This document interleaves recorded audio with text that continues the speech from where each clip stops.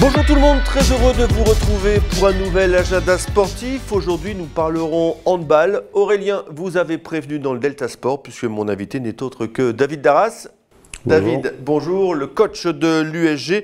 Nous ferons bien évidemment un point sur cette équipe en tête de la Nationale 2. Après, il faut quand même l'avouer, 2 journées de championnat, il n'y a pas grand-chose. Et à 48 heures d'un déplacement hyper important, on le verra, chez l'autre leader, forcément samedi soir. Ou dimanche, c'est ça? C'est dimanche après-midi. Il n'en restera plus qu'un, comme le Highlander. Mais auparavant, un rapide tour d'horizon, mais pas de championnat pour nos footeux, mais de la Coupe de France, avec un déplacement logiquement beaucoup plus cool que le précédent, qui les avait vus battre Saint-Omer à Saint-Omer. Cette fois, c'est l'équipe de Tinquizel qui sera sur la route des joueurs de Giuseppe Blanco pour le compte du 5e tour donc de la Coupe de France. Une équipe de 2e niveau de district. Tout cela pour vous dire qu'il serait incompréhensible, inenvisageable d'entrevoir autre chose que la victoire, sans faire offense bien évidemment aux joueurs de l'Artois. Coup d'envoi dimanche à 15 h. En basket, eux aussi, nos basketteurs seront en déplacement au Mans. Vendredi, à cause, je vous le donne en 1000, des 24 heures du Mans Camion. Et oui, c'est pour ça que le match est avancé. Le Mans reste sur une perf, celle d'une victoire dans la capitale face au Paris-Levallois. De son côté, le BCM, lui, est venu difficilement à bout de Roanne. C'est dire si la tâche s'annonce compliquée pour les partenaires de Cyril Akpomeda. Coup d'envoi vendredi soir à 20 h à Antares. Voilà, il est temps maintenant, comme promis, d'ouvrir la page handball avec David. Donc David, est-ce que vous pouvez nous expliquer un petit peu là, comment vous êtes arrivé à la tête de l'équipe première? Quelque chose qu'on vous avait proposé avant? Pas forcément? Oui, il y a 2 ans, comme Jean-Luc voulait arrêter d'entraîner. Donc après, le bureau a mis en place plusieurs entraîneurs, les a reçus. Et après, ils ont fait le choix de prendre Philippe Ribeiro. Et bon, moi, j'avais déjà la réserve de Gravelines. Donc, parce que toute votre carrière, vous l'avez faite à Gravelines, en fait? Oui, j'ai toujours joué là. J'ai commencé à entraîner là en jeune. Après, j'ai eu mon emploi qui est arrivé. Et depuis 98, je suis salarié au club de la Et ce virus du coaching, vous l'aviez déjà en étant petit ou? Non, j'étais joueur et après j'ai eu mon frère qui est arrivé petit, mon cousin, des copains. Et puis après, je me suis lancé avec un ami qu'on joue ensemble.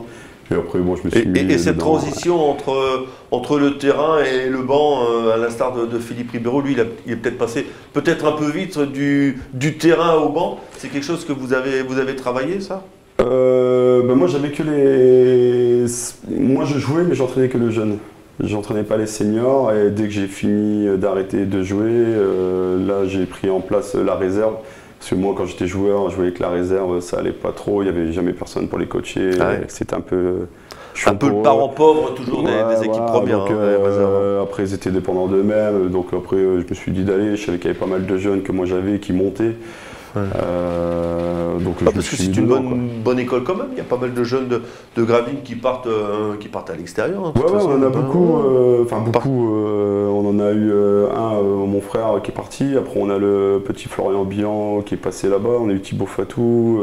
On a eu Sébastien Coubel dans la génération de mon frère.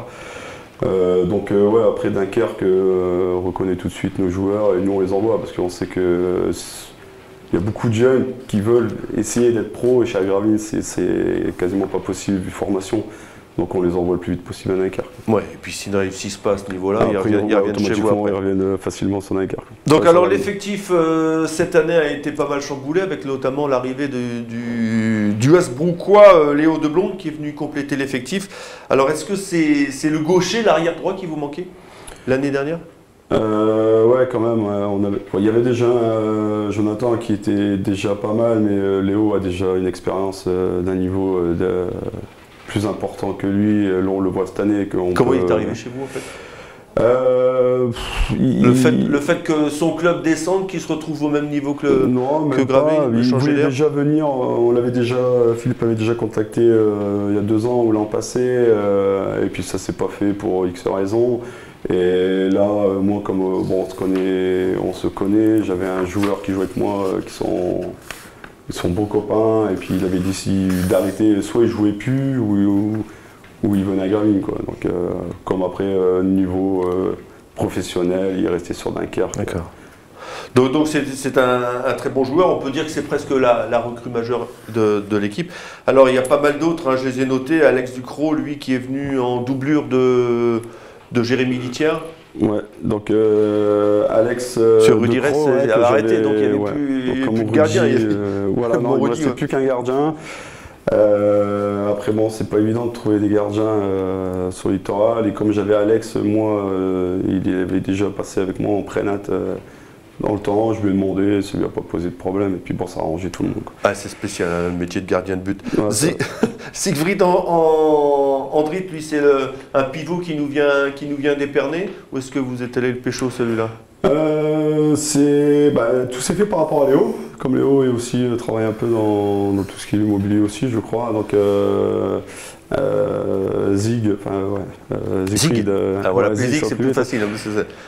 Zig a pris contact avec Léo, cherchait un club, Léo lui a donné mon numéro de téléphone, il m'a appelé, on s'est vu, et puis ça s'est fait à la dernière minute, quoi. Alors il y a Fabien Lemat, le demi-centre aussi, Vianney de Necker, lui c'est un retour, il avait s'arrêté l'année dernière. Pas de problème par rapport aussi professionnel, la saison dernière, il ne pouvait pas trop s'entraîner, cette année il m'a rappelé, donc je lui ai expliqué comment ça aurait tourné. Donc la mayonnaise là est en train de prendre avec Greg qui pète le feu, Romain Broders, Alexandre Merlin et tous les autres, c'est un effectif quand même pour jouer autre chose que le maintien, vous ne pouvez pas nous faire non plus encore aller on joue le maintien.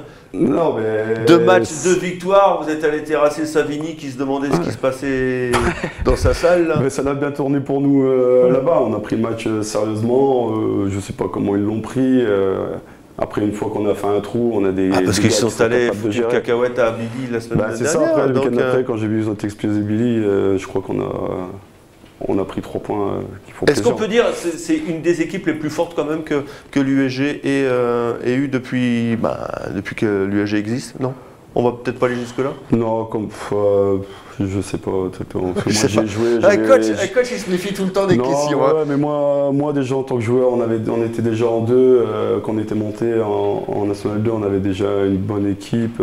Certes, on était un peu plus vieux. Là, c'est quand même une génération de jeunes, à part Fabien, qui est, à mon avis, le plus vieux. Plus vieux, ouais. Mais après, il faut voir dans la Et comment ça va se passer en fin de saison? Alors, un petit mot sur le règlement. Il y en a un qui monte.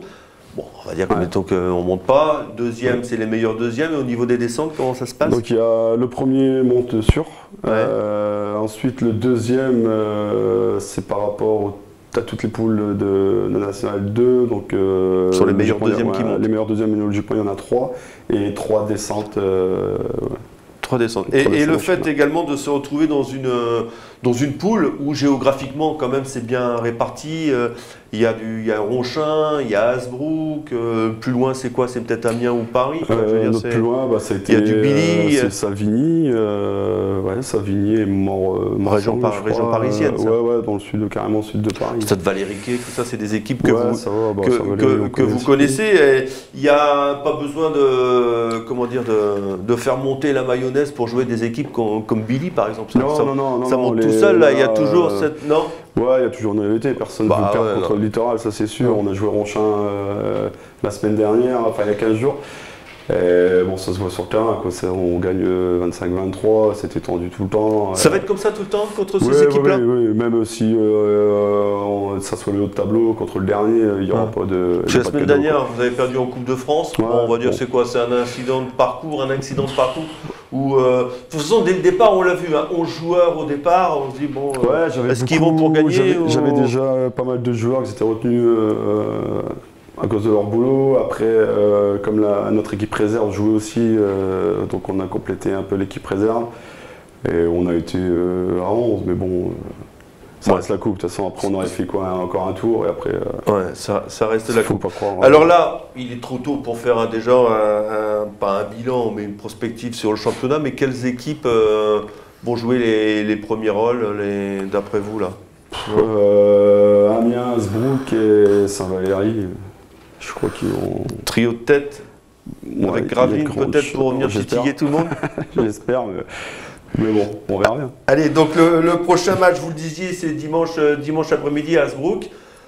Ouais. Et là, chaude ambiance et tout à Hasbrook. Ouais, ça va être le gros match, c'est le gros match de la saison, non? Non, on va dire non. Moi, ça reste simple. Enfin, on joue tous les matchs sérieusement et après, il faut savoir faire le tri, quoi. Après, si on doit perdre à Hasbrook, si on perd en jouant nous et que Hasbrook est plus fort, bon, c'est pas grave. Mais après, les équipes qui sont derrière nous, là, ça sera les gros matchs. On ne doit pas les perdre. L'équipe est au complète là? Pas de blessés, rien du tout?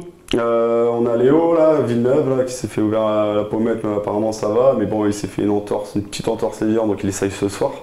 Après j'ai Vianney mardi à l'entraînement qui s'est tourné un peu le genou, donc il va essayer aussi ce soir, mais logiquement on va au complet. Puis on croise les doigts pour les bandes de carnaval et tout ça. Non, mais ils savent comment c'est fini. C'est plus... Non, notre dimension. Ouais, mais bon, après, on a vu par rapport aux trêves, on a quand même pas mal de trêves, donc ils pourront plus profiter quand on joue pas. Voilà. Bah écoutez, David, merci beaucoup d'être venu sur le plateau de Delta TV. Bien évidemment, de larges extraits grâce aux images de Bernard, qui vous suit à chaque fois, Bernard Douda, qu'on salue. Si on a des images dans Delta TV, c'est grâce à Bernard, il faut le dire, mais ça on le dit à chaque fois. Bernard qu'on salue bien évidemment au passage. Et rendez-vous lundi dans le Delta Sport avec Aurélien pour justement voir de larges extraits et un commentaire enrichi justement aussi grâce à Bernard. Il fait tout Bernard. Formidable. Allez, donc écoutez, on vous souhaite plein de réussite pour ce match. Merci. Et puis je suis sûr qu'il y a moyen de faire quelque chose. J'espère aussi. C'est pas Giroud, mais c'est presque lui. Allez, à la semaine prochaine. Salut, au revoir.